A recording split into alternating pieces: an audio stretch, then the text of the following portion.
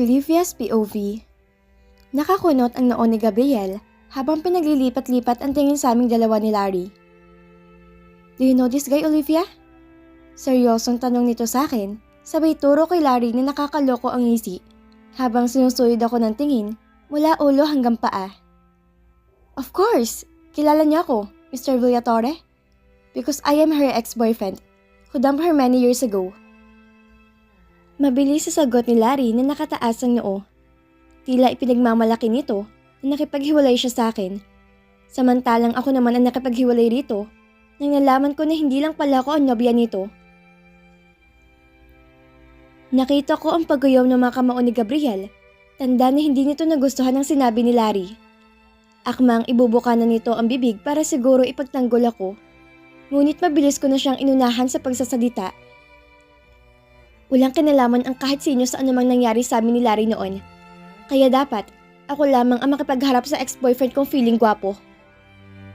Sa pagkakatanda ko, ay ako nakipaghiwalay sa iyo, Larry. Because you are a cheater, a playboy, at parang linta, dumidikit ka sa kahit sinong mayamang babae para lamang mabuhay mong sarili mo. At kung tama pang pagkakakala ko, mayaman na anak na isang professor natin noon ang pinalit mo sa akin. Ang sabi mo ba nga sa babae, ay ito lang ang mamahalin mo forever. Pero bakit ibang babae ngayon ang girlfriend mo? Nasaan ang forever na sinasabi mo? Did she also dump you? Just like what I did to you? Nang malaman ng babae mong kahit pose ng Meralco na sinuotan ng palda, ay papatusin mo? Nang iinsulto ang tono na sambit ko kay Larry. Anong akala nito?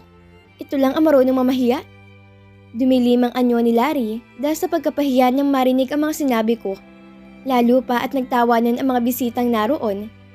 Kami na tuloy ang naging center of attraction dahil sa amin nilang nakatutok ang paningin ng mga bisita na para bang nanonood ang mga to ng isang shooting na pelikula.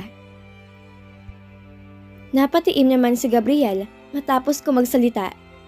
Siguro nga, tinamaan din to sa mga narinig dahil numero 1 tong playboy. Peter ka pa rin pala hanggang ngayon, Olivia? Balita ko kasi, hindi ka pa nagkakaroon ulit ng boyfriend magmula na maghiwalay tayo. Bakit? Dahil hanggang ngayon ba, ay hindi mo pa rin ako makalimutan? Ani Larry, na mabilis na nakabawi at nagpalipat ng anyo. Paano ba naman kasi? Di kita pagpapalit. E dinaig mo pa si Maria Clara sa konserbatibo mo na isang pagkukunwari lamang. Napakadamot mo. Kahit isang halik lang ayaw mong ibigay? At kailangan pa kitang sapilitang halikan. Sino ba naman ang boyfriend na ayaw makahalik sa kanyang girlfriend? Dagdag pa nito. Tumingin pa ito sa mga audience na tila nanghihingi ng suporta sa sinabi nito. Tama. Kahit naman siguro ako, hihiwalayan ko ang girlfriend ko kung ayaw magpahalik sa akin. Kahit isang beses man lang, sobrang kaartehan na yon. Hindi napigilang komento naman ng isang lalaking bisita na naroon. Nagsipagtangoan naman ng iba pang mga bisitang lalaki, samantalang ang mga babae naman ay pinagtataasan ko ng kilay. Napangisi si Larry na makitang may kakampi na to at feeling nito ay napapahiya ako. Ngunit nagkakamali sila. Hindi ako napapahiya dahil sa sinabi niyang yon. Dahil taga namang ayoko magpahalik sa kanya. Hindi ko kasi feel. Siguro, hindi ko taga tutunay na minahal kaya ganoon. Ngunit ang pagiging playboy nito ang nagbigay sa akin ng malaking impact. Hindi naman ako man-hater, ngunit kinamumuhian ko mga lalaking pelikero. Masyado ka naman palang pakipot kaya ka pinagpalit? Frigid Queen? Nakataas ang kilay na komento rin ni Jessica habang nakalarawan sa mukhang pang-iinsulto sa akin. Sa halip na patulan kong sinabi nito, ay si Larry pa rin ang kinausap ko. Sa hindi ko feel magpahalik sa'yo eh. Feeling ko kasi, parang aso nga halik sa akin, kaya lagi kitang tinutulak kapag nagtatangka kang halikan ako. Siguro hindi taga kita mahal. Dahil kung mahal kita, ay gagawin ko kung anong gusto mo. And I'm glad na hindi ako nasayaran ng laway mo. Dahil baka nagkaroon pa ako ng rabies. Nang iinsulto ko ring sambit kay Larry. Nagtawanan ng ibang bisita sa sinabi ko. Malaking insulto kasi para kay Larry ang sinabi ko. Ngunit huwag niya ako sisisihin dahil ito naman ang nag-umpisa ng gulo. Kung ako sa'yo, miss, Mag-isip-isip ka na habang maaga pa. Dahil kapag nakahanap ng mas mayaman at liberated ang lalaking yan, ay walang pag-aalinlangan na ipagpapalit ka niyan. Warning ko sa babaeng nakakapit sa braso ni Larry.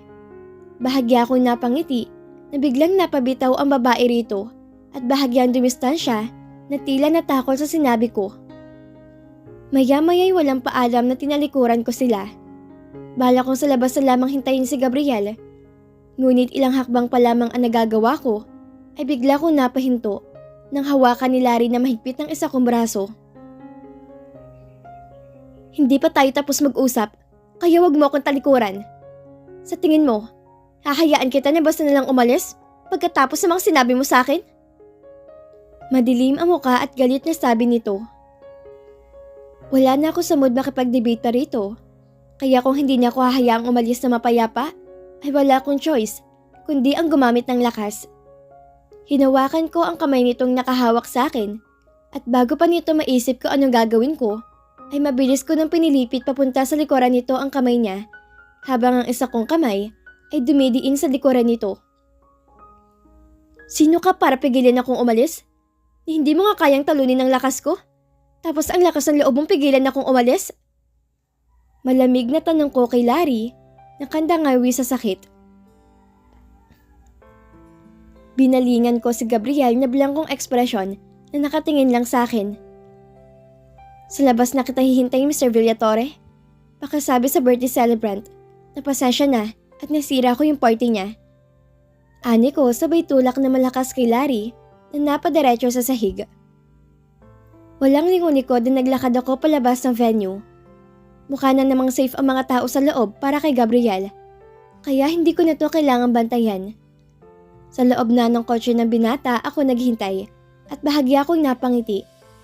Gumaan kasi ang pakiramdam ko pagkatapos kong sabihin kay Larry ang mga salitang noon ko pa nais sabihin sa ito.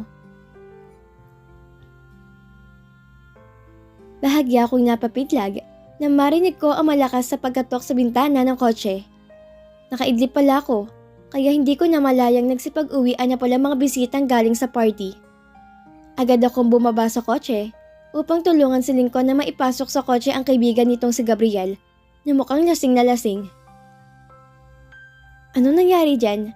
At mukhang sinolo yata ang alak na handa sa party.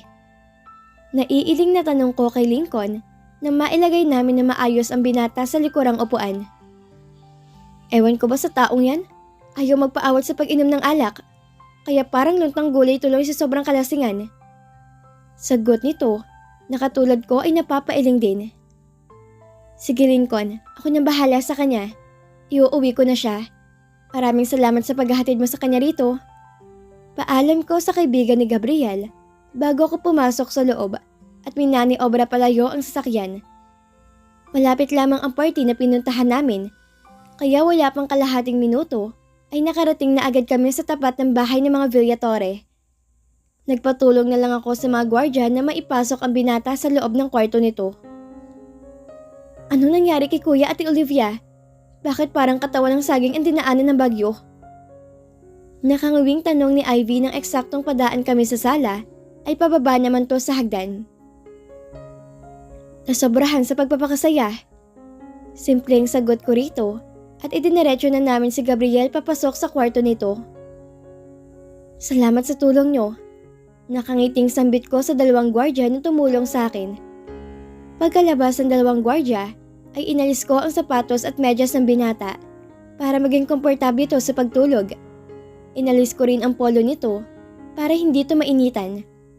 Akmang aalis na ako, nabigla na lamang hinawakan ng nakakpikit na binatang aking isang kamay at nabigla kong hinila. Bumagsak tuloy ako sa ibabaw ng katawan nito. Sinubukan kong umalis sa pagkakadagan sa katawan nito, ngunit bigla niya ako niyakap na mahigpit. Yun bang lalaking yun ang dahilan kung bakit sobrang hate mong isang katulad ko? Ganun mo ba siya kamahal at hindi ka makapag-move on sa kanya? Mahina ang boses na tanong ni Gabriel sa akin. Hindi ko alam kung gising ba to o nananaginip lang dahil nakapikit naman ang mga mata nito. Ngunit maya-maya ay dahan-dahan nitong iminulat ang mga namumungay nitong mga mata. Bitiwan mo ako, Gabriel. Lasing ka. at hindi mo alam ang ginagawa mo. Mariing bigkas ko rito.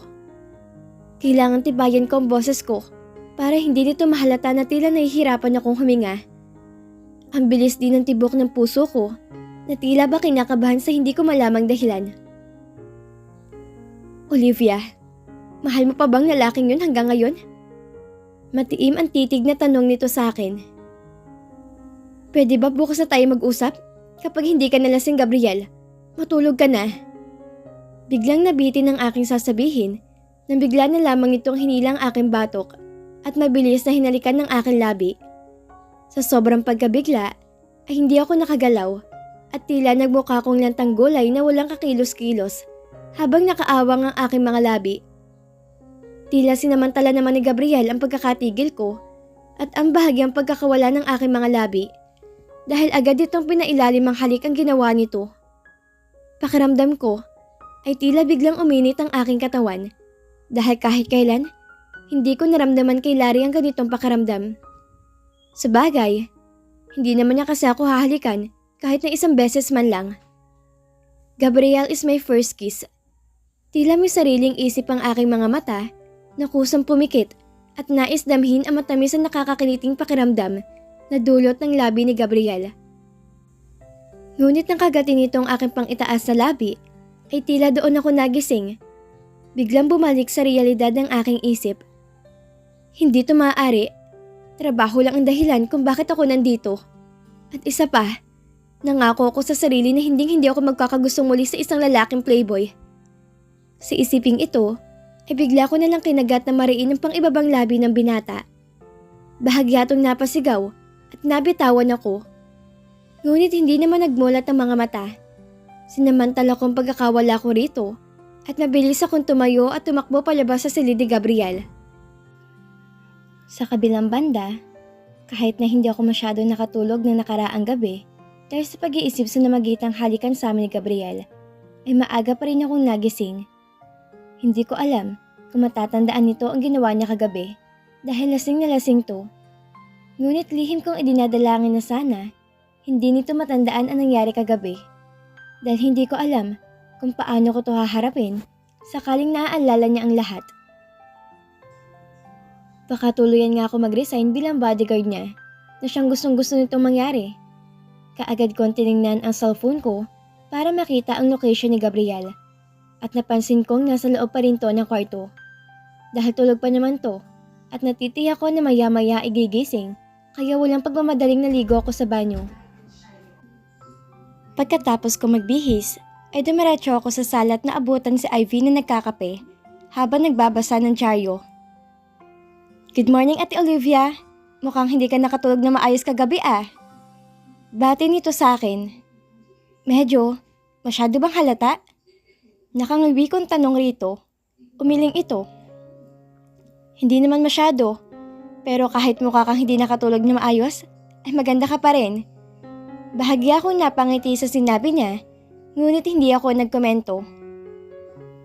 Kuha muna ako ng kape sa kusina at sasabayan kita magkape. Ani ako rito. Pagbalik ko sa sala, ay may dala na akong kape at 2 piraso ng French toast slice. Inilapag ko sa lamesa ang dala ko at umupo sa tabi ni Ivy. Kamusta naman ang pagiging bodyguard mo sa kuya kong pasaway, Ate Olivia? Hindi ba umiinit ang dugo mo sa kanya? Nakangiting tanong sa akin ni Ivy. Tolerable pa naman kahit paano. Nakangiting biro ko rito. Ang aga-aga pinagchichismisan niyo ako. Biglang sabat ang boses si Gabriel na naglalakad pababa sa hagdan. Napataas ang kilay ko at lihim na napangiti na makita ko namamaga nitong labi dahil sa ginawa kong paggagat dito kagabi.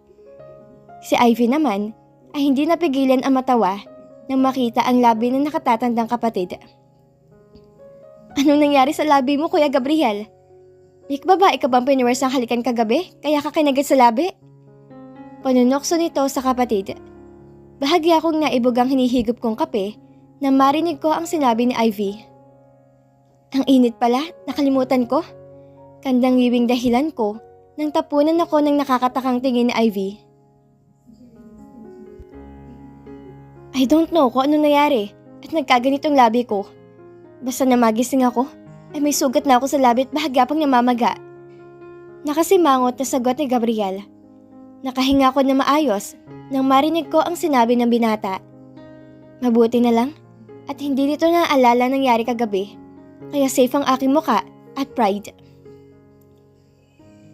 Baka naman nananaginip ka nakikipaghalikan sa girlfriend mo, pero yun pala yung ipis ang hinahalikan mo. Pinuwersa mong ipis kaya kinagat ka tuloy. Hindi ko napigilang pang-aasar kay Gabriel. Hindi ko ma-imagine na pinagsamantalahan ng kapatid ko ang ipis. May batas ba para managot si Kuya sa ginawa niya? Nakangising tanong ni Ivy na sinundan na malutong na halakhak. Shut up, Ivy! Nanggigigil na saway ni Gabriel sa kapatid pagkatapos ay hinarap ako sa masama pa rin ang tingin sa akin. Nag-e-enjoy ka makitang ganitong itsura ko, no? Mabilis akong tumango habang pilit na itinatago ang pagtawa. Ang cute pala tingnan ni Gabriel kapag ganitong naiinis to. And at the same time, ay nahihiya. Sino ba naman ang hindi mag-i-enjoy sa ideya na memorsa ka ng ipis? Yak! Kadiri ka talaga, kuya. Ganyan ka ba taga ka, playboy? At pati insekto pinapatos mo? Hirit pa ni Ivy na ayaw magpaawat sa pang-aasar kahit na namumula na sa inis ang mukha ng kapatid nito. Shut up, Ivy. Baka gusto mong tirisin kita dyan sa kinauupuan mo. Nandidilat ang mga banta ni Gabriel. As if naman papayagan ni Ate Olivia na tirisin mong cute na katulad ko. Diba, Ate Olivia? Nagpapakita tiningnan ako ni Ivy habang walang tigil sa pagkurap ang mga mata nito. Of course naman. Mabilis kong pagsang-ayon sa sinabi nito.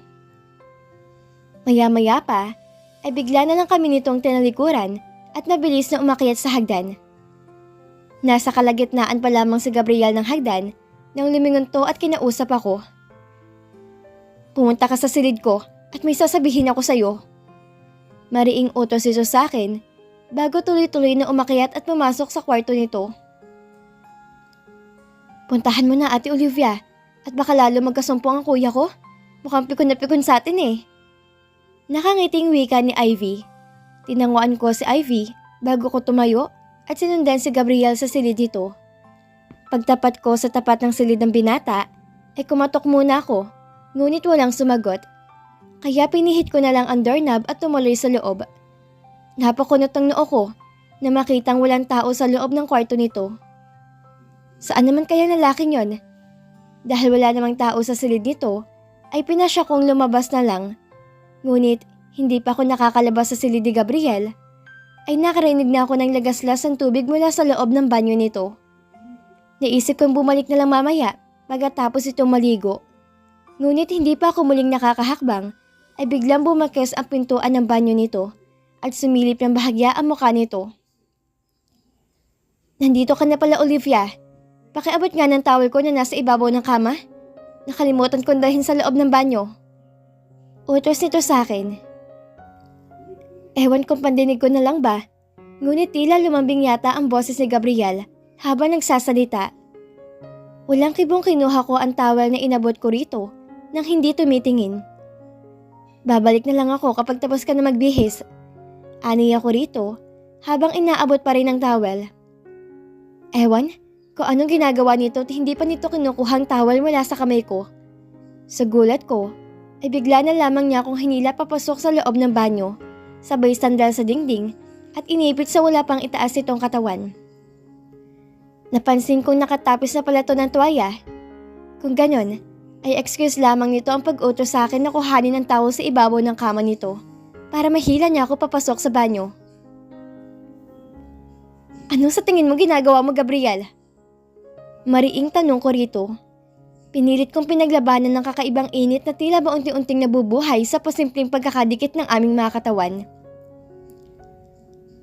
Alam mo, Olivia, gusto ko lang alamin kung totoo bang ipis talagang kumagat sa labi ko kagabi o isang taong ipis. Lasing ako kagabi, kaya hindi ko maalala kung ano nangyari. Baka sinimantala mong pagkakataon na halikan ako at pagpantasyahan ng katawan ko. Mahinang bulong ni Gabriel. Pakiramdam ko ay nanayo ang mga balahibo ko na maramdaman ko ang mainit itong hininga sa akin tenga. Alam ko kung ano nangyayari. Kasi talaga, inaakit na naman niya ako. Hanggang kailan ba niya titigilan pang-aakit sa akin? Hanggat hindi ko na kaya ma-resist ang temptasyon at pumigay ako sa kanya? Tapos paalisin niya ako sa trabaho? Dahil na in love ako rito? Ang galing mo talaga, Gabriel Villatore. Pakawalan mo ako kung ayaw mo masaktan. Banta ko rito sa malamig na boses. Ngunit hindi man lang to natinag. At sa halip, ay mas lalo lamang nitong hinigpitan ang pagkakahawak sa dalawa kong kamay na nakataas sa gilid ng dingding. Hindi ako naniniwala na hindi ka naakit sa akin, Olivia. Magaling ka lang magtago ng nararamdaman mo. O baka naman, gusto mo yung mga lalaking katulad ng ex-boyfriend mo? Totoo ba na kaya wala ka pang boyfriend ngayon? Ay dahil hindi ka pa rin makakapag-move on sa kanya? Hinihintay mo ba siyang bumalik sa'yo? Wala kang karapatang tanungin ako ng mga personal na bagay, Mr. Villatore. At pwede bang tigilan mo ng pang-aakit mo sa akin?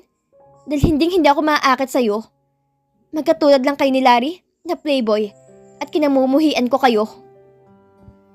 Nagtatagis ang mga ngipin na sagot ko rito. Biglang naningkit ang mga mata ni Gabriel nang marinig ang sinabi ko. Mukhang hindi nito nagustuhan ang pagkukumpara rito at sa boyfriend ko. Wag mo akong itulad sa ex-boyfriend mo, Olivia. Magkaiba kami. Hindi mo alam kung anong totoo kaya wag mo akong husgahan. Wala akong ex-girlfriend na galit sa akin katulad ng ex mo. At kung ayaw mong inaakit kita, mag-resign ka sa pagiging bodyguard ko. That's it. Sabi ko nga ba, yun ang purpose si Gabriel. Kaya nito ginagawang lahat ng to. Hindi ko man aminin sa sarili ko. Ngunit may bahagi ng puso ko na tinusok ng isang maliit na karayom dahil sa pag-amin ng binata. Ngunit kung inaakala nitong susundin ko ang kagustuhan niya, ay nagkakamali siya. Isang malakas sa pagtuhod sa pagitan ng mga hita nito ang ginawa ko. Ngunit inaasahan na ni Gabriel ang gagawin ko, kaya mabilis siyang nakailag. Pero kung inaakala niya na yun lamang ang gagawin ko, ay nagkakamali siya. Dahil mabilis kong inuntog ang ulo ko sa ilong niya. Napasigaw to sa sakit at napaatras. Yan ang napapala ng isang katulad mo? Nakataas ang noo na sabi ko. Talagang nagdududa na ako ngayon kung babae ka ba talaga o isang lalaki na nagpapanggap lamang na babae, Olivia? Bakit bang lakas mo manuntok, manipa at ang tibay ng bungo mo? Hindi ka ba nasaktan sa ginawa mo? Naiiling na tanong nito sa akin habang hawak pa rin ang dumudugong ilong.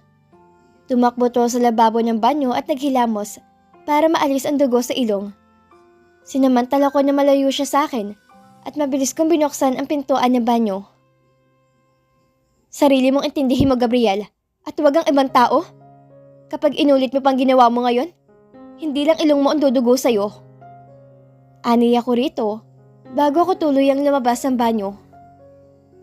Ay kabayo, nandyan ka pala sa loob ng silid ni Sir Gabriel. Gulat na reaksyon ni Sonia nang pagbukas ko sa pintuan ng silid ay nasa tapat din to ng pintuan. May pinag-utos ng sakin si Mr. Villatore. Bakit? May kailangan ka sa kanya? Blanko ang mukha na tanong ko sa katulong. Pakisabi kay Sir Gabriel, nandiyan ang mga kaibigan niya at saka yung bago niyang girlfriend. Pinatuloy ko na sila sa sala. Pagbibigay alam ni Sonia. Dumango lang ako at bumalik sa loob. Nasa banyo pa rin ang binata at naghihilamos ng tubig nang puntahan ko to. O bakit? Mananakit ka na naman? Nandidilat ang mga matang tanong nito sa akin. Nasa sala raw mga kaibigan mo at bago mong girlfriend. Ani ako rito bago ko to tinalikuran ng walang paalam. Nakaismid ako habang naglalakad papunta sa silid ko. May bago na namang girlfriend? Sino naman kaya sa mga babaeng kasama nito kagabing naging girlfriend ni Gabriel sa loob lamang ng ilang oras?